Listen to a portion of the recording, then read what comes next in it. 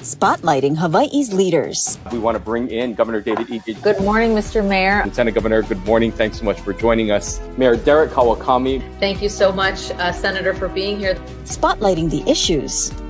Where is the virus right now in our community? How much is this overall going to cost the state? How are you responding to the community's concerns? Talk about the level of citations that you guys are writing. Spotlight Hawaii with Yanji Denise and Ryan Kalei Suji on the digital platforms of the Honolulu Star-Advertiser. This episode of Spotlight Hawaii is brought to you by Beachside Roofing. Aloha and good morning, everyone. Thank you so much for joining us here on Spotlight Hawaii. I'm Yanji Denise. My colleague Ryan Kalei Suji is off today, but the show must go on. And today we are being joined live from the Capitol by Lieutenant Governor Josh Green. He's had a very interesting experience over the last few days, having visited the Red Hill Tank fuel facility, and we're going to talk to him about that and the rising case count in COVID numbers here in the city and county of Honolulu. So joining us now is Josh Green. Good morning, Lieutenant Governor. Good morning. Thanks for having me. Well, we love having you on. Let's start with that visit to Red Hill. Tell us a little bit about how that came to pass and what you saw. Well, it was extraordinary to participate in that. The governor was traveling, so I was acting governor, and we were in the middle of what was a significant crisis. We still are.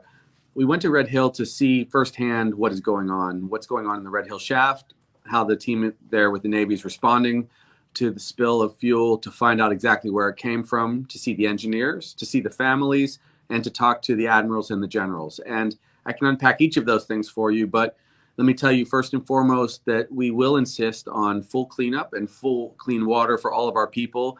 That means more to us than anything, to our children, to our health.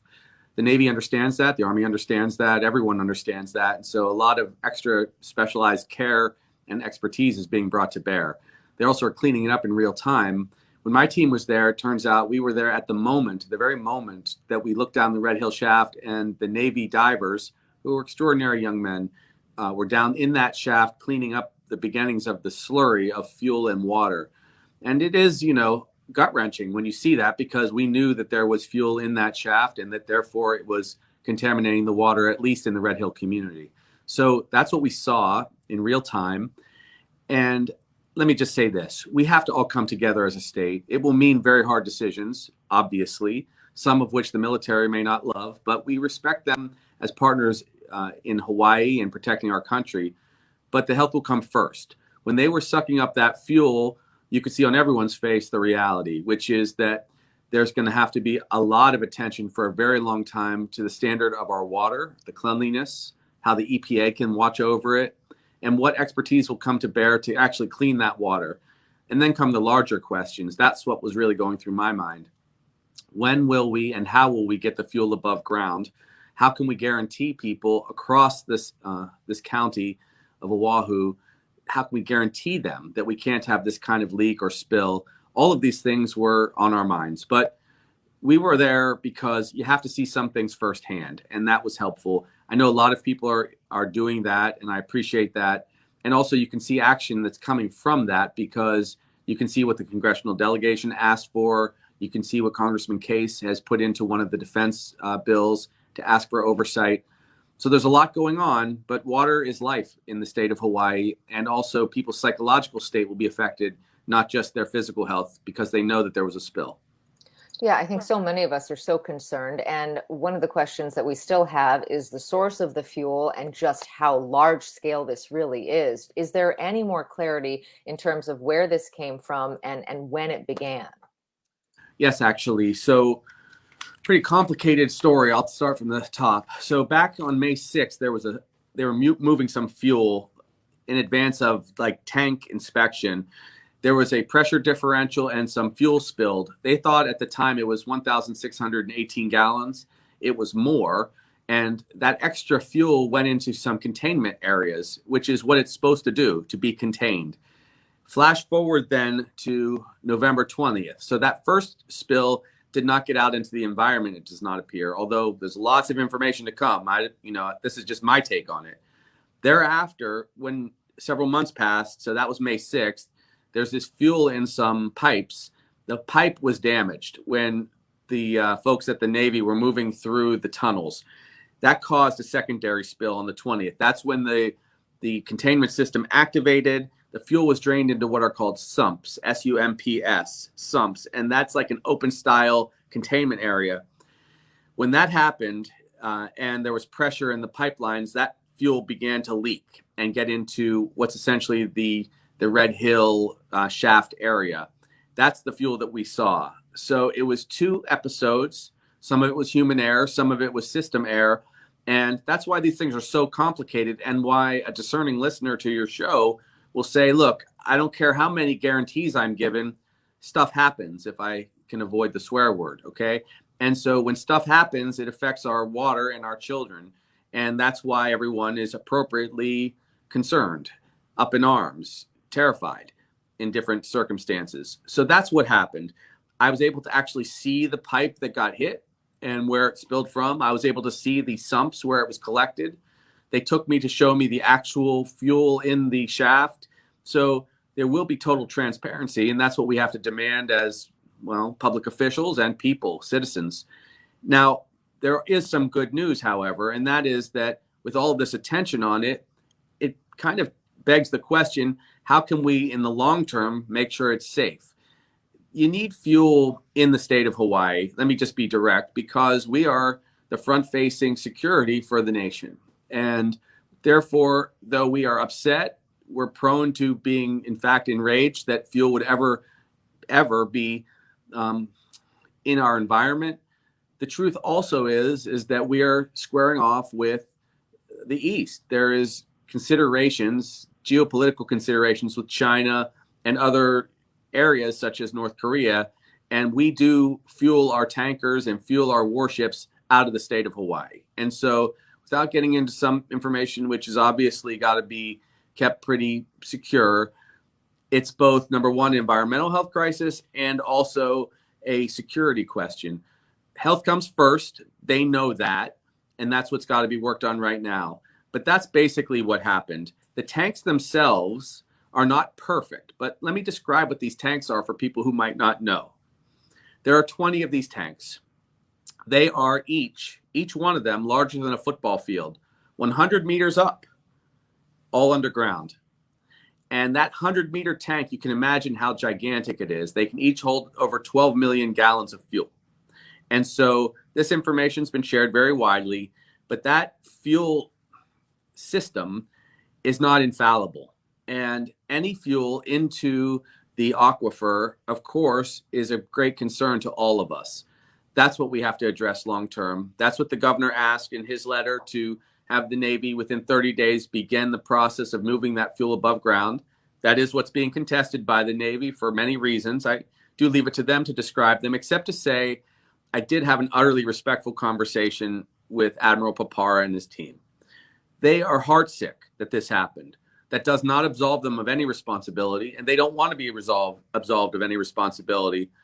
But that's the hand we are all dealt. Now, we will deal a better hand going forward. I also spoke with the head of the Army, and that was General Flynn. Again, a person of great stature and compassion who wants to make sure none of the people both under his command or civilians get sick.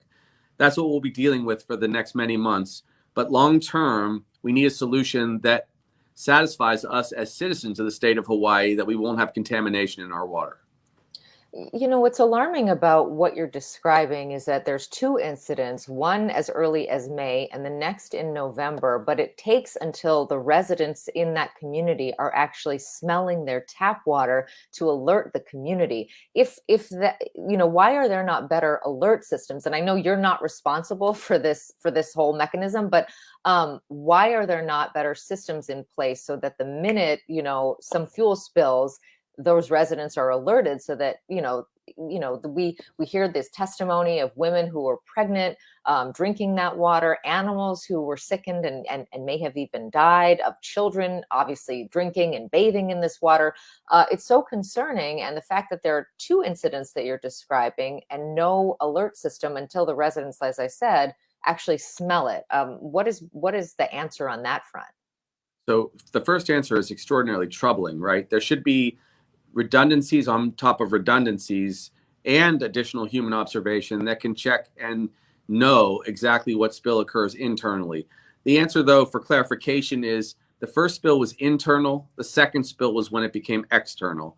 That apparently is what happened. So there was not apparently any fuel that left what are called sumps, or the area that was contained inside and collected in their pipeline from the first incident.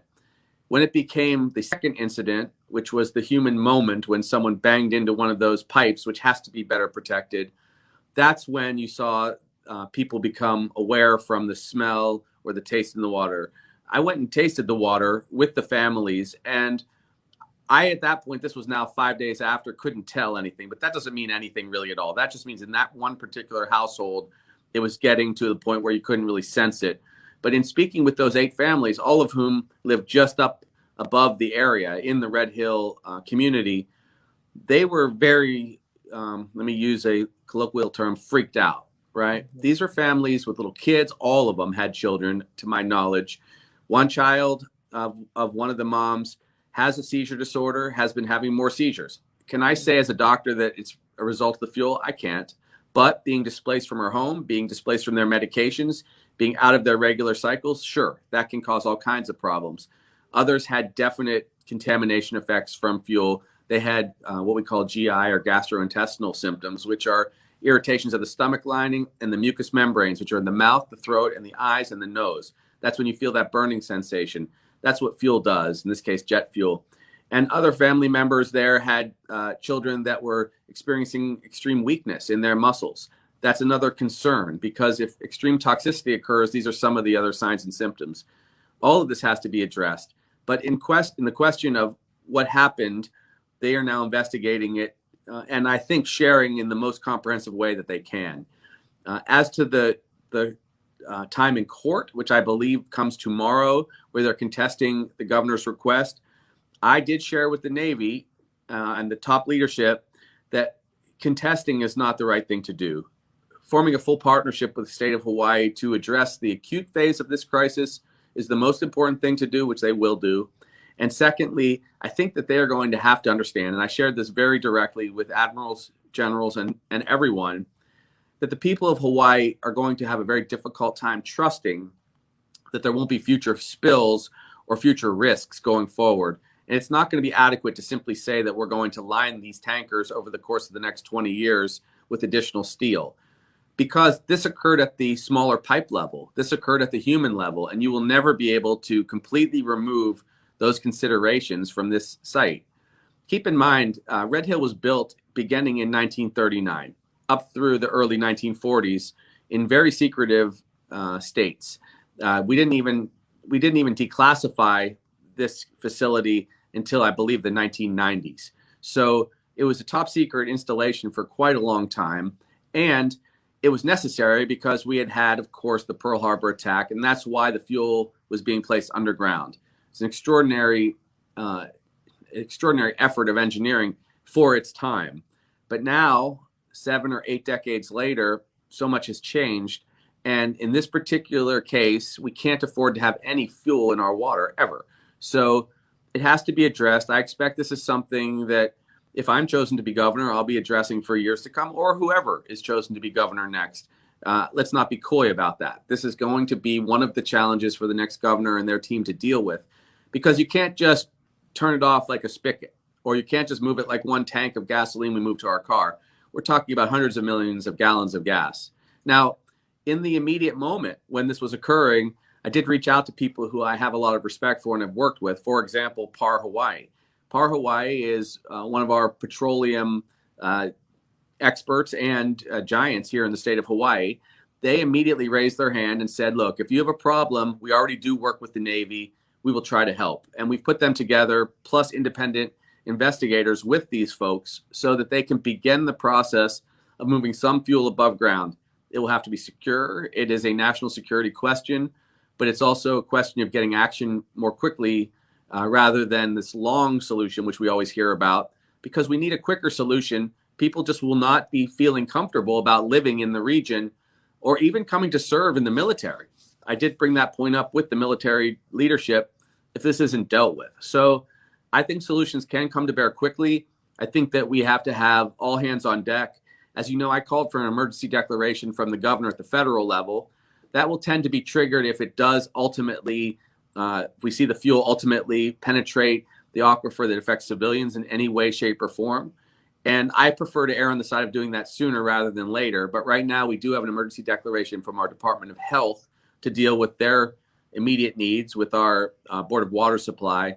And then finally, the Navy and the Army have already essentially initiated emergency protocols to bring in all kinds of things like these massive filters, extra personnel, and so on. I know it's me talking a lot, and I apologize for that. But we did have, it's rare when we have a crisis like Red Hill on top of the COVID crisis. And I want to get a lot of this information to people because the Omicron surge is real also, and we have to give people some good advice on that as we head towards Christmas. Yeah, and I want to get to that in a minute. I just have one more question on Red Hill before we switch topics, and that is, do we know at this point what the volume of the spill actually is? Do we have any ballpark of a number of how much spilled in November? We do. So the basic parameters, the guardrails, if you will, on this were, we believe it was a total of 14,000 gallons of spill, which probably occurred in that earlier date, minus the 1,618 gallons that they were able to recover. And so that would suggest somewhere between 12,000 plus gallons that were partially contained in the system and partially spilled. I don't know if they will ever be able to tell us exactly how much. I do know that as their recovery, cleaning, and flushing goes on, they will be removing millions and millions of gallons of water. As they flush the system with 25 million gallons of water, it will dilute and clean out a lot of that, those chambers and those pipes. That will also have to be dealt with by the Department of Health and the EPA. But I think it's something of the order of magnitude of that 10,000 to 13,000 gallons of fuel. It should never be minimized. One small amount of fuel in one child is too much. And I guess that's all I could really say about that. Okay, well, let's move on to Omicron because we have a lot of questions. And David has one right here, so we're going to get to that. Are you going to modify safe travels to prepare for the Omicron onslaught? If not, why not? Let's talk about the case counts right now because the numbers are going up, especially in the city and county of Honolulu. When you look at the DOH website, which I check every morning, you look at those graphs, the neighbor islands right now, all those counties are going down around 30%. I looked up today the 14-day average for Honolulu, for the city and county of Honolulu, up 219%. What's going on, and should safe travels and other restrictions be modified? Well, it's a good way that you frame the question. Safe travels is keeping cases from coming to Hawaii for the most part. It's been extremely effective at doing that. What we are seeing is kind of the surge from activities. So when people gather, if they don't wear masks, if they're indoors, they will spread COVID to a degree because their immunity has waned. It's almost all community spread. And if people get boosters, that will not happen. So we're at 295,186 boosters. If we double or triple that, we will not see cases spread. Should we put more restrictions and decrease sizes of gatherings? That's being discussed right now. And I do know that General O'Hara has strong feelings about that, as does our Director of Health, and they will speak with the mayors about this. What I can say is don't have larger gatherings than you absolutely must have for Christmas. And when you're around loved ones, for those who are not boosted, wear a mask because your immunity may not be complete. The good news is if you have had vaccinations, you're unlikely to get severely ill or be in the hospital. As of now, we have not seen any increase in our hospitalization numbers. In fact, we're at 35 today. We peaked at 448 on September 3rd. I do expect that the numbers will go up some over Christmas, the raw numbers. Here's one way to look at it, and this is the best evidence I have right now. I'm happy to update you in a week or two as you see fit. Right now, essentially the Omicron situation and the Delta situation, because we're so well vaccinated, it's about twice as infectious and about half as bad and severe. So that means we're seeing more cases, but fewer hospitalizations right now. And that's something that we can manage very well, especially because we're giving a lot of boosters to our kupuna, to our elderly population, et cetera. Most of the people that have gotten boosted have been over age 50 so far. Not surprising because younger people have only finished their vaccinations recently. Let me break that down a little bit, okay? Age 50 to 64, 28% of the people have been boosted or gotten their third shot. Age 65 to 74, 53% have had their third shot, and over 75, 57%. Plus those in nursing homes are getting boosters very quickly. That's our focus. Will we modify the restrictions? I think that currently the mayor of Honolulu is reticent to do that. I think that the recommendation is for people to be personally responsible, go get a booster. For example, right now, Queens is still offering their clinics 5 days a week over at Blaisdell. It's very possible we'll see some other large booster sites spring up in the coming week to 10 days. I've asked for that across the state. Go get a booster and wear a mask when you're indoors. If you do that, you're going to be totally fine. If you don't do that, you're going to catch COVID, very possibly, and be at risk to a degree. I don't think that you're going to see numbers at all like we saw back in September with the really high hospital surges. But keep in mind, there's a couple other things that happen over the Christmas holiday. There's more flu in general. There are colds and pneumonias that put people in the hospital. And then there's going to be some COVID that puts people in the hospital. Right now, it's low. It's 35 people. But the hospitals will ultimately fill up somewhat in January and February. So please take extra precautions. Have celebrations with family. Have a wonderful time. But know that I'll be updating you every day on both the case counts, the positivity rate, and the hospitalization numbers. I think we're looking at a January and February modest surge in the hospitals, and then I think it will come down. And then what will happen is COVID will be viewed as a seasonal experience for the world, including Hawaii, year over year, fewer cases every year, more protection from vaccinations, and the vaccinations will get updated each year to really focus on whatever the predominant variant is. But today, we won't change the vaccination for the Omicron variant because most of our cases are still Delta, and it would be way too early to make that change. That could expose us very badly to a Delta surge again, and we don't want that. You know, when Mayor Blangiardi was on here a few days ago, and we asked him about the rising case counts, and at that point it was 121% up, now 219% on that moving average. It's really kind of escalating quickly. He said that basically his view was that we should get away from looking strictly at case counts, that case count weren't the best metric, that he was paying closer attention to hospitalizations. But other experts have said that if you just look at hospitalizations, you're essentially too late, because once that starts rising, then you have a problem of too much community spread. What data should we be looking at, and what level should we be comfortable with? And, you know, Libby Char was on here the last time, and she said she's comfortable if it's less than 100 of a daily average. We're well above that. It's confusing to know what we should actually be looking at and what we should feel comfortable with. I look at 9 things every day before 7 in the morning. I look at the global counts to know where it's going in the world. I look at the U.S. counts and to know where in regions that travel to Hawaii we should be considering. I look at the Hawaii count because I'd like to know exactly how many people have been infected. I look at the hospital number, that's always 2 to 3 weeks behind the total Hawaii count. I look at the positivity rate, the number of active cases, our vaccination number, the 7-day average, and the people who've gotten boosters. That set of 9 indicators tells you almost everything you can possibly hope to know. The most important thing for people to know out there is if you're fully vaccinated and boosted, you will not be a part of any of these numbers. That's the important thing. If you're not getting a booster and you have a big gathering and you're not wearing a mask, you will be one of these numbers. And the worst numbers, of course, are the number of people in the hospital or who pass away. That's the very worst number. So all I can say is I don't want everyone else to dwell on these 9 numbers, but it is it's a comprehensive view that's necessary.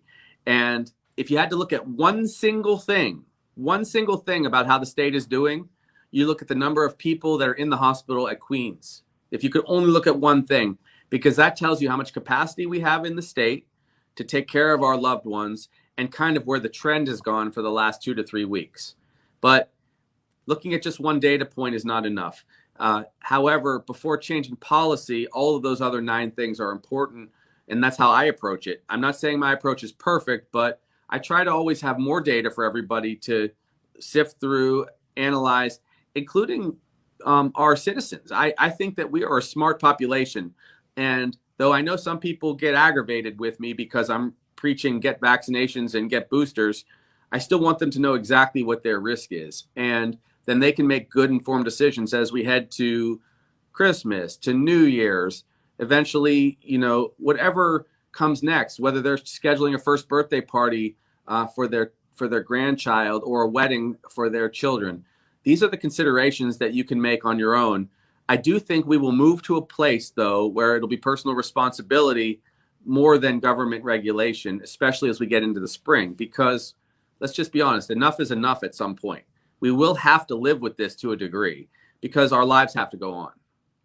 I want to bring in a question from someone we both know well. That, of course, is George White. And he says, what is the actual percentage of our population that is fully vaxxed and boosted? Do we know, if we think about who's fully protected, do we know how many people are in that category right now? Yes, George. So fully vaccinated, 73.2%, boosted, 20.1%. So what more should we be doing, and what more can the state do to get those numbers more in alignment? Because obviously the booster now is pretty critical. Right. So everyone who has reached the 6-month period since their last shot should go, this is for Pfizer or Moderna, should go get a booster in the next 15 minutes. And anybody who received the Johnson & Johnson shot more than 2 months ago should go get it in the next 15 minutes. So that's the thing to do. And really all I could say is the more boosters we get, the higher that total immunity will be. Now, you have to understand that that number can't become the same because let's take my son, for example. Sammy's 11.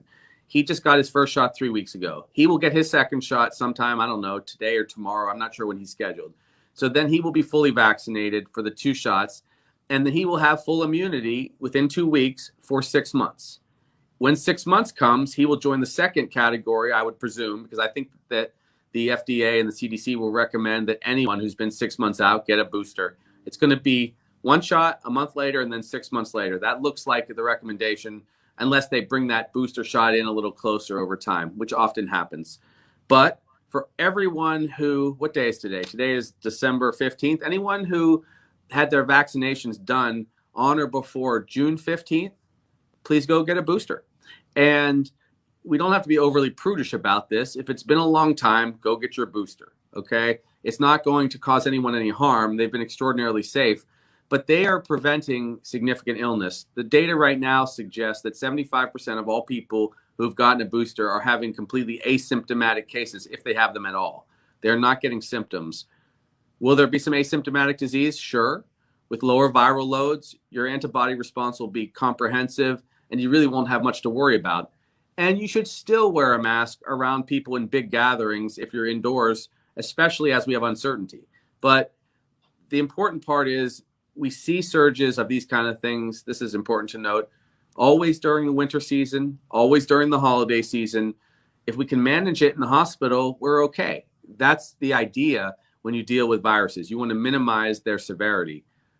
I don't think anyone should let their guard down right now, though. You know, we're getting so many safe travels questions. We always get them when you're on because you obviously are heading up and design that program. Do you see a point where boosters could be a requirement added on to the vaccination requirement now that we know that there is waning immunity even after having the 2 shots?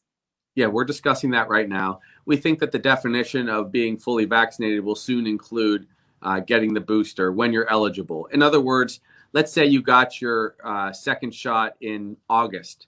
You would be fully vaccinated until 6 months had passed, which would be February. Then in order to be fully covered, you would get your booster. So we'll just have to be a little bit more mindful when we ask people to submit their records. These are not simple algorithms. Also, we're hopeful that as we go into 2022, that COVID is not the only game in town.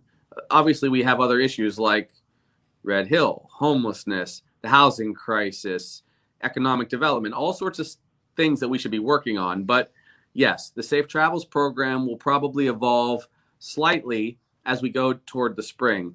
Now, also keep in mind that a lot of the resources we have at the federal level and from our National Guard, those are going to dry up. Much of that now, and some more of it as we get to about March, the last day of March. So I would expect that we will see far less COVID in the springtime. That's what we should expect.